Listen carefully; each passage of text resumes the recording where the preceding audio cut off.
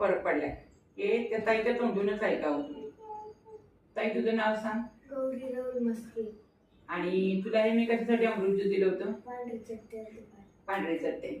आणि पांढरे चट्टे तुझ्या दोन्ही पायावर होते का एका पायावर होतं? दोन्ही पायावर होतं.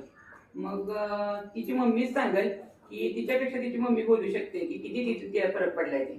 ताई तुम्ही सांगा की तिला किती फरक पडलाय? आम्ही हे ज्यूस चालू केल्यापासून तिला जवळजवळ 50% फरक पडलाय. आणि बरेच लोकांचं म्हणणं आहे हा पांढऱ्या चट्टे जातच नाही, पण हे अमृत ज्यूस चालू केल्यापासून त्याची वाढ पण नाही झाली आणि रिझल्ट पण खूप छान आलाय.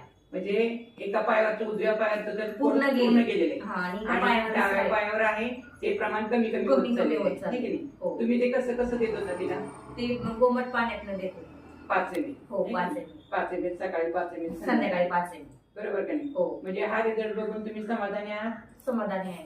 मग तुम्ही हा आणि मला वाटतं हे सगळ्यांनी अमृत ज्यूस घेऊन बघावं. ह्या शक्यतो बरेच लोक म्हणते का पांढऱ्या पोडवर किंवा पांढऱ्या आजारावर याला काही औषध नाही, पण मी 100% सांगू डॉक्टरांनी शकते तुम्हाला तसं सांगितलं हो की औषध नाही, पण तरी पण आपल्या रिलायन्स कंपनीचं अमृत ज्यूस तुम्ही वापरलं तुमच्या कणीला छान रिझल्ट आलेला आहे. तर हर हर रियाज घर घर रियाज, हर हर रियाज घर घर रियाज.